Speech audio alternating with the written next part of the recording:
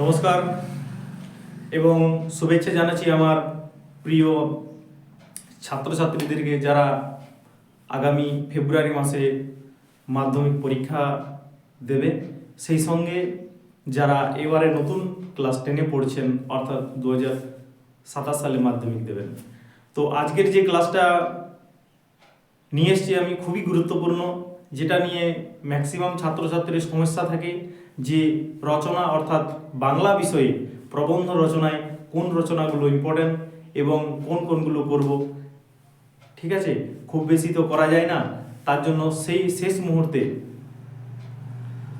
এমন কয়েকটা রচনা আমি নিয়ে এসেছি যেগুলো করে গেলে পরীক্ষার হলে 1 থেকে 2 কমন পাবেই আর কি। তো কয়েক বছরের অভিজ্ঞতা থেকে বলছি, প্রায় প্রত্যেক বছরেই 1 থেকে 2 প্রশ্ন কমন আসে। তো সেই সূত্রে বলছি, যারা মাধ্যমিক 2026 দেবে অবশ্যই ক্লাসটা একবার দেখো এবং তোমার প্রিপারেশনের মধ্যে এই রচনাগুলো আছে কিনা, সাজেশনের মধ্যে এই রচনাগুলো আছে কিনা একবার দেখে নাও। যদি না থাকে ঝটপট করে নাও, যদি থাকে সেগুলো ভালো করে রেডি করো। কথা না বাড়িয়ে শুরু করছি। মাধ্যমিক বাংলা রচনার সাজেশন মাত্র কয়েকটা, যেগুলো তুমি যদি দেখে যাও 1 থেকে 2 পরীক্ষায় কমন পাবে আর কি। তো প্রথমেই যেটা আমরা বলবো 1 নম্বর, সেটা হচ্ছে বিজ্ঞান ও কুসংস্কার। সবচেয়ে বেশি আসার চান্স আছে বিজ্ঞান ও কুসংস্কার। যদি এটাকে নাম পরিবর্তন করে তাহলে বর্তমান বিজ্ঞান ও বর্তমান যুগ এটা আসতে পারে। সেটা যদি না দেয় তো বিজ্ঞান অভিশাপ, অভিশাপ না আশীর্বাদ, এটা চেঞ্জ করতে পারে।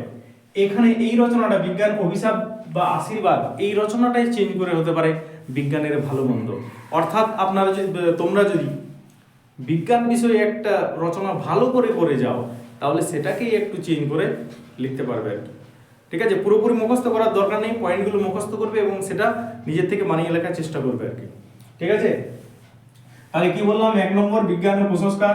যদি এটা না দেয় বিজ্ঞান ও বর্তমান যুগ, ঠিক আছে, বিজ্ঞান অভিশাপ না আশীর্বাদ। এবং কয়েক বছর ধরে মাধ্যমিকের যে রচনা, একটা রচনা প্রায় নাম বদলে বদলে চলে আসে। আগেবারে যেমন চলে এসেছিল দৈনন্দিন জীবনে বিজ্ঞান, তাহলে সেক্ষেত্রে যদি করে দেয় যে প্রাত্যহিক জীবন ও বিজ্ঞান, প্রাত্যহিক জীবনে বিজ্ঞানের ভূমিকা, প্রাত্যহিক জীবনে বিজ্ঞান। তাহলে এখান থেকে একটু চেঞ্জ করে চলে আসতে পারে এই রচনাগুলো, অর্থাৎ বিজ্ঞান রিলেটেড একটা আসছে। এরপরে 2 নম্বর কি আছে, বাংলার উৎসব। বাংলার উৎসব, এই প্রাত্যহিক জীবনে বিজ্ঞান, এটাই 2025-এ পড়েছিল দৈনন্দিন জীবনে বিজ্ঞান। ঠিক আছে,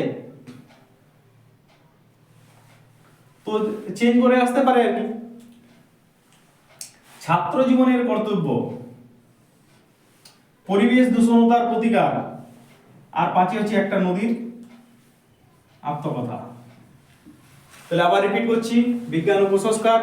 যদি সেটা না দেয় তাহলে চেঞ্জ করে এই নামগুলোর মধ্যে একটা করবে। বিজ্ঞান রিলেটেড একটা রচনা অন্তত পরীক্ষায় থাকে প্রত্যেক বছর, এবারও আসবে। কাজেই একটা রচনা অন্তত বিজ্ঞান রিলেটেড ভালো করে করে যাবে। যেটা সবচেয়ে আসার বেশি চান্স সেটা হচ্ছে বিজ্ঞান ও কুসংস্কার। 2 নম্বর বাংলার উৎসব, 3 নম্বর ছাত্র জীবনের কর্তব্য, 4 নম্বর পরিবেশ দূষণতার প্রতিকার।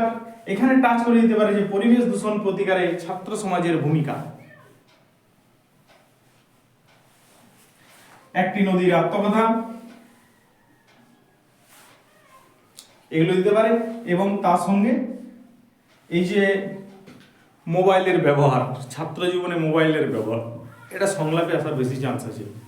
ঠিক আছে, যে সামাজিক যে মাধ্যমগুলো আছে সেগুলো ছাত্র জীবনের কাছে মানে ব্যবহার করাটা ঠিক কিনা।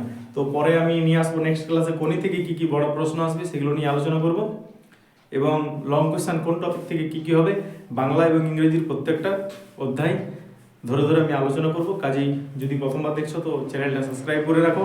এবং ইংরেজি রাইটিংয়ে 30 নাম্বার কি কি থাকবে আর কি, কোন কোন টপিকগুলো করে গেলে তুমি কমন না পেলেও লিখতে পারবে, সেই টেকনিক আমি দেখাবো আর কি। তো আপাতত যদি এইগুলো আপনার সাজেশনে, তোমার সাজেশনে যদি এখনো না থাকে, অবশ্যই একবার এগুলো দেখে যাও। ঠিক আছে। আগাম শুভেচ্ছা জানিয়ে শেষ করছি। অসংখ্য ধন্যবাদ ক্লাসটা শেষ পর্যন্ত দেখার জন্য।